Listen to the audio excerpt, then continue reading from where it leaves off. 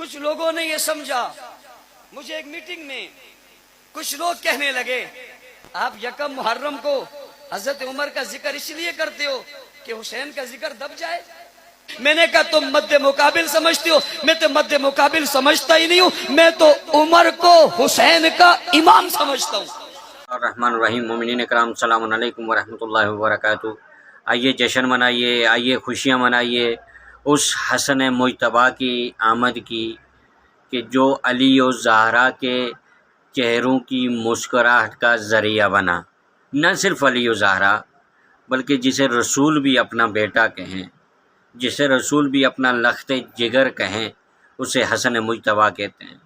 اور امیر المومنین علی ابن ابی طالب کے گھر جو یہ فرزند آیا، یہ ایسا فرزند تھا کہ صحابی یہ کہا کرتے تھے کہ اگر سب سے زیادہ کوئی رسول سے مشابہ ہمیں لگتا ہے تو اسے حسن مجتبیٰ کہتے ہیں۔ حسن مجتبیٰ 15 رمضان المبارک کو اس دنیا پر تشریف لائے۔ حسن مجتبیٰ وہ کلی ہیں، وہ چراغ ہیں کہ جو علی و زہرا کے چہروں کی مسکراہٹ کا ذریعہ بنے۔ ذرا تصور کیجئے، آپ بھی جب خوشی منائیں گے، آپ بھی جب جشن منائیں گے تو کس طرح اپنے آپ کو علی و زہرا کی خوشیوں میں شامل کر لیں، اور جب لجپال علی کی خوشیوں میں خود کو شامل کر لیں گے تو پھر خوشیاں جانیں، مشکل کشا جانیں۔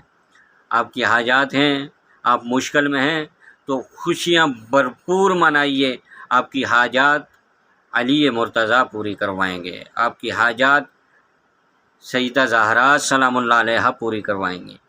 یقین جانیں مومن کی یہ خصلت ہے کہ وہ اہل بیت کی خوشیوں میں خوش اور ان کے غموں میں مغموم ہوتا ہے۔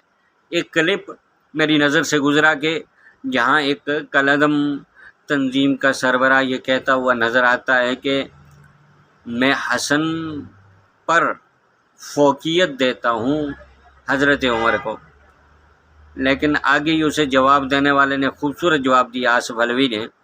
اس نے کہا بیٹا یہ تیری خواہش ہی رہی، خود دیکھ وہ کیا کہتے ہیں۔ خود جب حسن نے کہا تھا کہ تو میرے غلام کا بیٹا ہے تو بیٹا گیا اور جا کر کے کہا بابا یہ کیا ہو گیا، تو پھر بابا نے آگے سے کہا تھا نہیں بیٹا ان کی برابری کی سوچنا بھی نہ، جا ان سے لکھوا کے لے آ اور میرے کفن میں رکھنا تاکہ بروز حشر میرے لیے شفاعت کا باعث بنے۔ دعائے خداوند منان کے حضور کہ خداوند منان آپ کی خوشیوں کو یوں ہی چار چاند لگائے رکھے، خداوند منان آپ کی جملہ حاجات کو پورا کرے۔